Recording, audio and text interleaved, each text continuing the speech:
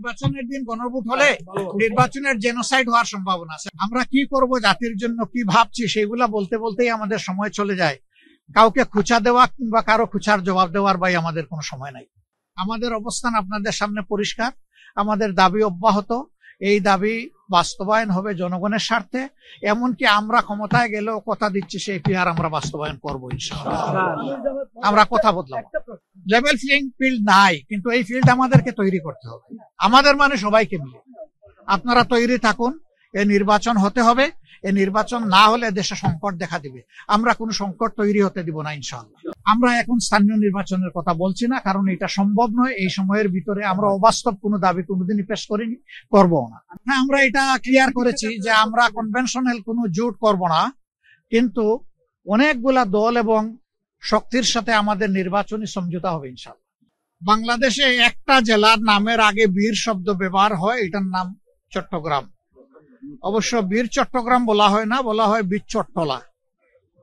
আর আসলে ইতিহাসটা বীরত্বের ইতিহাস। এই অঞ্চলের মজলুমদের সপক্ষে, মজলুমদেরকে কার্যত দিনের দিকে আকৃষ্ট করা এবং জুলুমের হাত থেকে রক্ষা করার জন্য আরব যারা দায়ী ছিলেন তাদের আগমন ঘটেছিল এই এলাকা দিয়ে। এই জন্য চট্টগ্রামকে আরেকটা উপাধিতে ভূষিত করা হয়, বলা হয় এটা ইসলামাবাদ, ইসলামের আগন পথ বা ইসলামের গেটওয়ে বাংলাদেশের জন্য। তা আলহামদুলিল্লাহ সেই ঐতিহ্যের ধারক আপনারা। আবার মুক্তিযুদ্ধের স্বাধীনতার ঘোষণাটা হয়েছে এই জায়গা থেকে, এবং এখানেই লড়াই, প্রথমে কনভেনশনাল লড়াই শুরু হয়েছিল।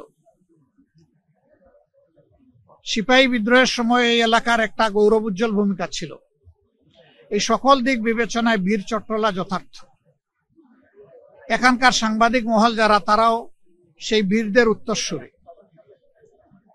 এবং বর্তমানে দুনিয়ায় কনভেনশনাল ওয়ারের চাইতে মিডিয়া ওয়ারটা অনেক শক্তিশালী এবং গুরুত্বপূর্ণ। বাংলাদেশ এখন ইতিহাসের একটা বাঁকে এসে দাঁড়িয়েছে। আমরা 47 পার হয়ে এসেছি, 52 পার হয়ে এসেছি, 71 পার হয়ে এসেছি। এখন আমরা দাঁড়িয়েছি 24-এর কূলে। বারবার এই জাতির সামনে সুযোগ এসেছে, কিন্তু সুযোগের উত্তম ব্যবহার যাদের করার কথা ছিল, তারা সেই ব্যবহার না করে অপব্যবহার করেছে, যার কারণে এই অঞ্চল দুইবার স্বাধীনতার আলো দেখার পরেও সেই আলো অনেকটা নিভু নিভু হয়ে গেল। দ্বিতীয় স্বাধীনতার আজকে 54 বৎসর। এই দীর্ঘ পথ পরিক্রমায় একটা জাতি বহুদূর এগিয়ে যাওয়ার কথা ছিল। আল্লাহ তাআলা আমাদেরকে বহুবিধ সম্পদও দান করেছেন, আর সম্পদের একটা লীলাভূমি হচ্ছে এই চট্টগ্রাম, বিশেষভাবে বাংলাদেশের মধ্যে।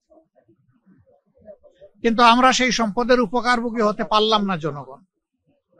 কিছু লোক জনগণের সম্পদকে লুণ্ঠন করে তারা তাদের পকেটকে ভারী করেছেন, তাদের কপাল কিসমত বড় করেছেন, কিন্তু জনগণ কার্যত সেরকম কোনো উন্নয়নের মুখ দেখেনি। শিক্ষা আমাদের মুখ তুবড়ে পড়ে আছে। ইলেকট্রোমেকানিক্যাল ইন্ডাস্ট্রি নতুন করে এখন আর গ্রো করছে না। এগ্রো বেসড ইন্ডাস্ট্রিতে আমাদের তেমন কোনো সাড়া নেই। আমাদের মৎস্য এবং পশু সম্পদে ব্যাপক প্রয়োজন থাকা সত্ত্বেও এখনো আমাদের চাহিদার তুলনায় আমাদের প্রোডাকশন খুবই কম। এই সব কিছু একটা কারণেই, এটি হচ্ছে ভিশনারি, আন্তরিক, দেশপ্রেমিক, সৎ নেতৃত্বের অভাব। এই 4টা উপাদান ছিল না বলেই দেশ বারবার মুখ থুবড়ে পড়েছে। সুযোগ এসেছে, সুযোগ হারিয়ে গেছে। আমরা 24-এর এই সুযোগকে আর হারাতে চাই না।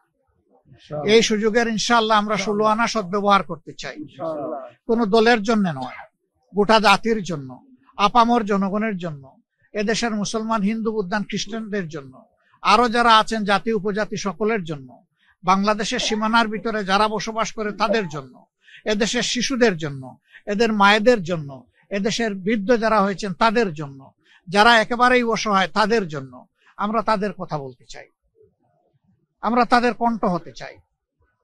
এই জন্য আমরা আল্লাহর উপর ভরসা করে ঘোষণা করেছি যে আমাদের যুদ্ধ হবে এই দেশকে সত্যিকার মুক্তির স্বাদ এনে দেওয়ার জন্য দুর্নীতির বিরুদ্ধে।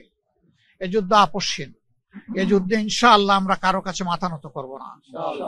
আমরা এই যুদ্ধে আমাদের ডেস্টিনেশনে গন্তব্যে না পৌঁছা পর্যন্ত কোনো কিছু আমাদেরকে থামাতে পারবে না। আমরা ইনশাআল্লাহ থামবো না, আমাদের চলা অব্যাহত থাকবে। মিডিয়া হচ্ছে জাতির দর্পণ, আপনারা জাতির বিবেক। আপনাদের বিবেককে শানিত করবেন, এই যুদ্ধে আপনারাও শরিক হবেন। কারণ জাতি আমাদের সবার, কোনো বিশেষ দলের নয়, গোষ্ঠীর নয়। কারো কাছে আমরা আমাদের দেশের রাজনীতিকে ইজারা দিতে চাই না, কোনো পরিবার নয়, কোনো দল নয়। এ দেশের মালিক এ দেশের জনগণ। আমরা জনগণের হাতে জনগণের অধিকার তুলে দিতে চাই। দুর্নীতির জড় যদি উপড়ে ফেলা যায়, তাহলে সমাজের উন্নয়নের অন্যান্য দ্বারগুলো খুলে যাবে ইনশাআল্লাহ।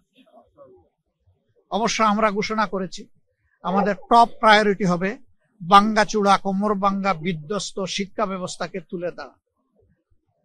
এই শিক্ষা হবে নৈতিকতা, এই শিক্ষা হবে আধুনিকতার ভিত্তিতে। সমস্ত আধুনিক সরঞ্জাম এই শিক্ষায় থাকবে, উপাদান এই শিক্ষায় থাকবে। কিন্তু শিক্ষিত মানুষগুলো মানুষ হবে। এখন যেভাবে মানুষের দুশ্মনে পরিণত হয়ে যায় শিক্ষিত হয়ে, ওরকম হবে না, বরঞ্চ মানুষের দরদি বন্ধু হবে। একটা কেয়ারিং সোসাইটি আমরা বিল্ড আপ করতে পারবো ইনশাআল্লাহ। আমরা সেই মানবিক বাংলাদেশের স্বপ্ন দেখি। এই স্বপ্নের অভিযাত্রী হিসাবে আপনাদেরকে আমরা সাথে চাই, পাশে চাই। আমাদের কথাগুলো আপনারা জাতির কাছে পৌঁছে দেবেন ইনশাআল্লাহ। আমরা আবারও ঘোষণা করছি, আমরা কোনো অপশক্তির কাছে মাথা নত করব না। আমাদের এই মাথা নত হবে শুধুমাত্র রাব্বুল আলামিনের সামনে, আর কোথাও আমাদের এই মাথা নত হবে না ইনশাআল্লাহ। বীর চট্টলার বীর মিডিয়া যোদ্ধাদেরকেও আমরা দোয়া করি, আল্লাহ তাআলা সত্যের পক্ষে শক্তভাবে আপনাদেরকে অবস্থান নেওয়ার তৌফিক দান করুন। আমিন।